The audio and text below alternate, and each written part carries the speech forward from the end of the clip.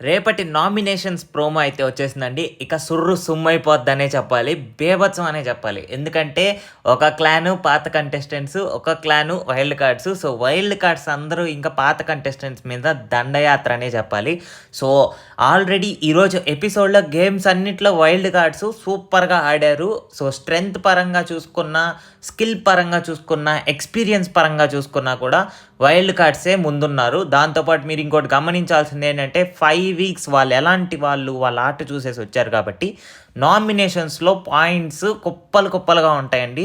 ఒక 5 వారాలు కంటిన్యూస్‌గా నామినేషన్ ఏసుకుంటా పోవచ్చు ఇద్దరిని పలానా పాయింట్స్ అని చెప్పనేసి. ఎందుకంటే ఖచ్చితంగా క్లియర్ కట్‌గా 24/7 చూసేసే వచ్చుంటారు ఖచ్చితంగా వాళ్ళు. సో, ప్రతి ఒక్క పాయింటు అసల ఆర్గ్యూ చేసుకోవడానికి కూడా లేకుండా ఉంటది. బట్ ఆబ్వియస్‌లీ మన పాత కంటెస్టెంట్స్ కూడా అంత ఈజీగా ఏది యాక్సెప్ట్ చేయరు కదా! సో, ప్రతి ఒక్కటి ఆర్గ్యుమెంట్స్ ఇవన్నీ జరుగుతూనే ఉంటాయి. అదంతా కామను. అందులోనూ మన హరితేజ గారు స్టార్టింగే మన పృథ్వీ గారితో అయితే పెట్టుకున్నారు. సో, మీ బిహేవియర్ అట్లుంది, ఇట్లుంది అని చెప్పనేసి బిహేవియర్ గురించి అయితే మాట్లాడుతున్నారు పృథ్వీ గారిది. దాంతో పాటు టేస్టీ తేజ కూడా సీరియస్ అయ్యారు ఇక్కడ నామినేషన్స్ ఏసేటప్పుడు. ఇది అసలు ఎక్స్‌పెక్ట్ చేయలేదు నేనైతే.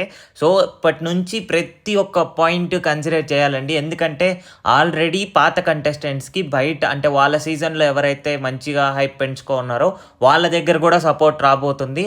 సో, రేపటి నామినేషన్స్ అయితే కిక్ యాస్ పర్ఫార్మెన్స్ అయితే ఉండబోతున్నాయి ఖచ్చితంగా. సో, మరిన్ని బిగ్ బాస్ అప్డేట్స్ కోసం మన ఛానల్‌ని సబ్స్క్రైబ్ చేసుకోండి.